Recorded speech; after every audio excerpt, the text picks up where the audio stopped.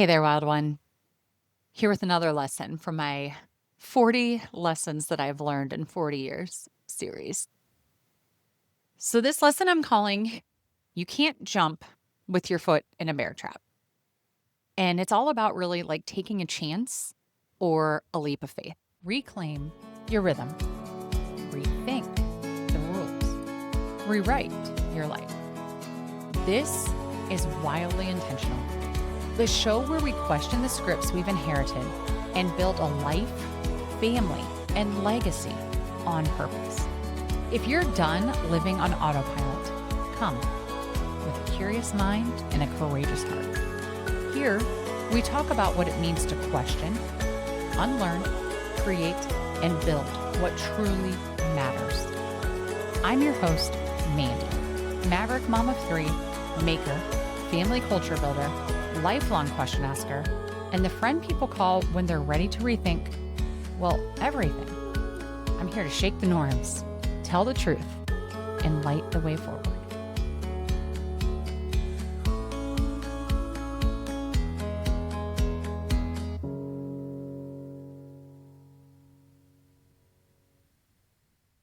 So I do have like 3 different examples here for you. So the first one is I was in college and my freshman and sophomore year of college, I was really working my butt off and partying my butt off, to be totally honest with you. Okay. And I lived in Cedar Rapids at the time, and then I moved to Iowa City, and I spent a lot of time doing a lot of jobs. I paid my way through college with grants and scholarships and working full time. I went to a community college first. And when I was at the community college, it was very easy for me to keep good grades and to work all the time. And really, what that was from was, grading was similar to how it was in high school. It was participation and homework and then test. So I was able to do fine with that. But my junior year, when I transferred to Iowa and I was working full time at the bank as a teller and in the marketing department and just doing night classes, I didn't have a ton of time to study. And I'll be honest, studying wasn't a priority for me anyways. It was mostly partying and working. I really let my grades slip. I was in the like D's get degrees mantra because I just really didn't care. How Iowa was set up was more based on test scores, a midterm and a final, and that's it. And I was a notoriously bad test taker. So I did not do well at Iowa. And after my junior year, I had a big breakup and it really wrecked me. So between not doing well in school and this breakup, my mind went to like, I got to get out of here. I want to go. I don't know what to do. I'm not doing well at what I'm trying. I'm not happy. I need out. And I think within a 2-week period, I had decided I'm going to move to Spain. I'm going to study abroad. And this was like a what to most people that I told, like kind of thought, whatever, this is a flavor of the month. She's going to get over this. But no, I think I announced it in like Thanksgiving and left in January. And my mindset was really, when am I going to get the chance to do this? I want to go experience life on the other side of the world.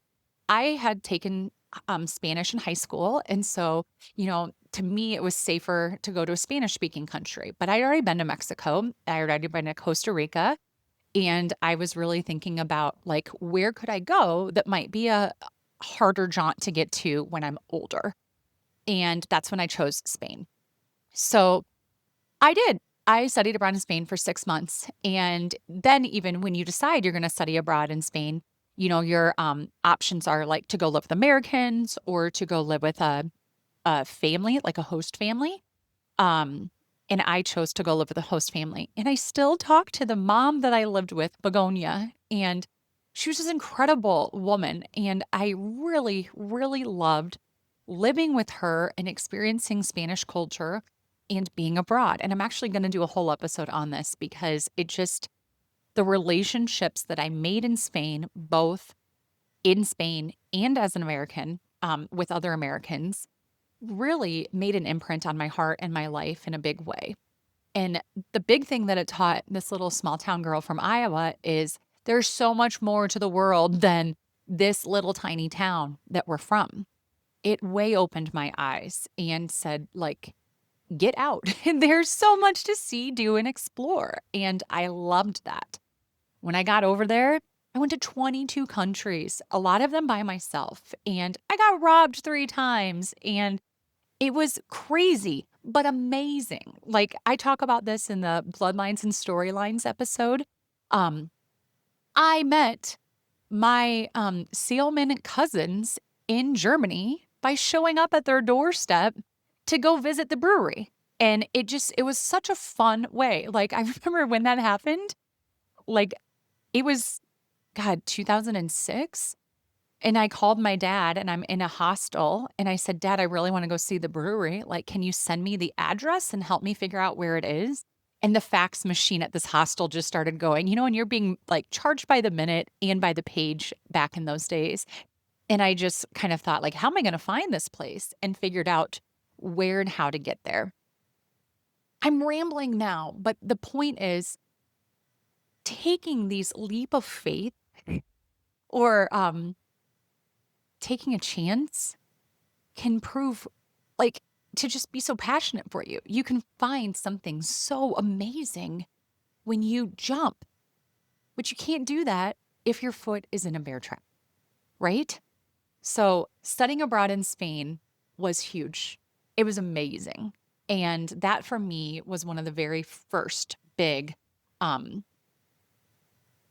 leap of faiths that I took, if you will. So another leap of faith that I will tell about is so I was living in Chicago after college. That's where I met my husband, Tom. And before I met Tom, it felt like, I had a good career. I had my own condo in Chicago. It felt like I had all the pieces, but someone to spend my life with. And that meant a lot to me. And I was online dating at the time, and it just absolutely sucked. Like it was a terrible experience and I hated it. And I had honestly given up on it and said, I'm done with this. I'm not online dating anymore. I'm just going to focus on myself and got off all the accounts. And the next day I got on the plane to Las Vegas and met my husband. So I always joke with people and say, like what happens in Vegas can follow you home and marry you. So don't listen to all the jokes about what happens in Vegas stays in Vegas because that definitely didn't happen for me. Um, Going to Vegas and meeting him, then it felt like, once I had that peace in place of like, I could see myself with him, the other things started to crumble for me. I lost my job. And then that big crash was happening in the housing economy at that time. And it was like, well, what are we going to do? Like, and I was job hunting and Tom was like, why don't we just move back to Iowa? If you're going to take a pay hit, why don't we go back to Iowa where it's just cheaper to live and you're closer to friends and family? And I thought, is he serious right now? Like he has everything to lose making that move here to Iowa with me. But I didn't want to. I really didn't want to. I had this like tail between my legs type of feeling, wanting to come back home. I didn't really want to come back home.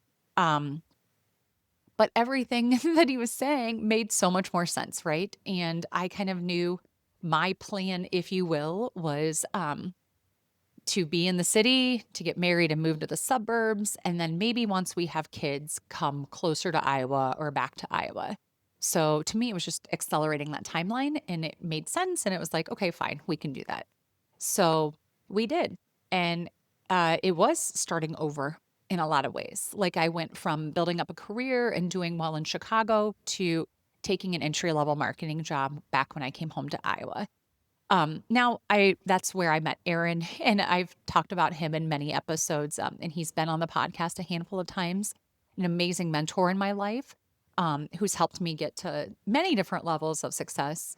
So I don't regret any of these moves at all. It's just that move from Chicago back home felt like another monster leap of faith. And I'll be honest, and leave it at a cliffhanger. It feels like we're on the cusp of another monster leap of faith right now, but we don't know what it is. So that's really all I can say right now about that. But I'll just say stay tuned because there's going to be a lot more coming where that came from because we're in the midst of figuring it all out. So, yeah, wild one, I just want to ask you, are you being tethered somewhere right now? Do you have a foot in a bear trap, but you really want to jump? How high can you really get with that trap on your foot? What does taking it off look like?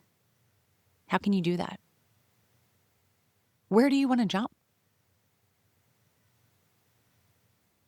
And just if there's something that could help you with this, I would say you can check out the episode I just did with my friend Mike Northcott, and it's called Planning for Action. But that might help you think of the vision for where you're going or what you want to do. Because Mike has helped Tom and I through years worth of navigating uncharted territory, and he has a pretty good system for doing so. So, Wild One, I hope that if you get a chance, you take it. And if you get the chance to jump, you jump high.